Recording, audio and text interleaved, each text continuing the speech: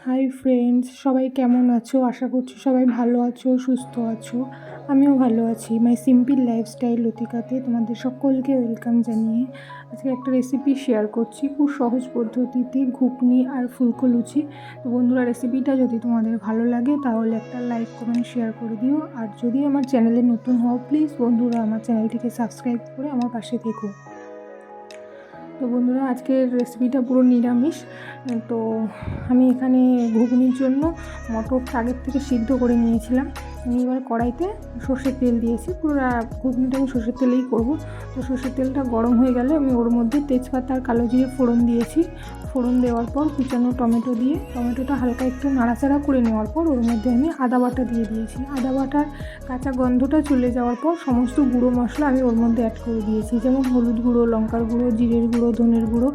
সমস্ত গুঁড়ো মশলা দিয়ে একটু জল দিয়ে ভালো করে কষিয়ে নিয়েছি। যতক্ষণ না তেল ছেড়ে আসছে ততক্ষণ পর্যন্ত কষিয়ে নেওয়ার পর এবার আমি কুচানো আলু ওর মধ্যে দিয়ে দিয়েছি। আলুটা আমি আগের থেকে ভেজে নিইনি। বন্ধুরা, তোমরা চাইলে আলুটা আগের থেকে ভেজে নিতে পারো। তো আমি কুচানো আলুটা ওর মধ্যে দিয়ে মশলার সাথে খুব ভালো করে আবারও কষিয়ে নিয়েছি। কষিয়ে নেওয়ার পর এবার সিদ্ধ করে রাখা মটরগুলো আমি ওর মধ্যে দিয়ে দিয়েছি। দিয়ে লবণ দিয়ে ওটা বেশ খানিকক্ষণ নাড়াচাড়া করার পর আমি এবার ওর মধ্যে জল ঢেলে দিয়েছি।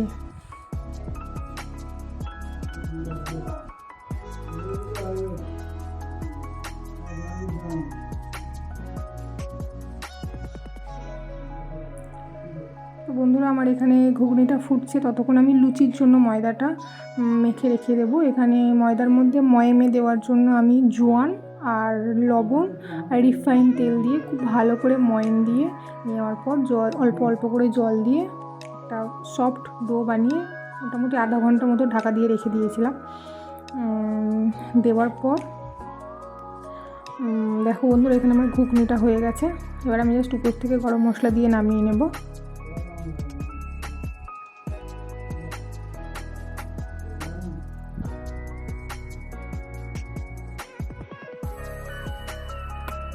তো বন্ধুরা, ময়দাটা আধা ঘন্টা মতো মেখে রাখার পর তারপর ছোটো ছোটো করে লেচি কেটে এরকমভাবে ভেজে নিয়েছি।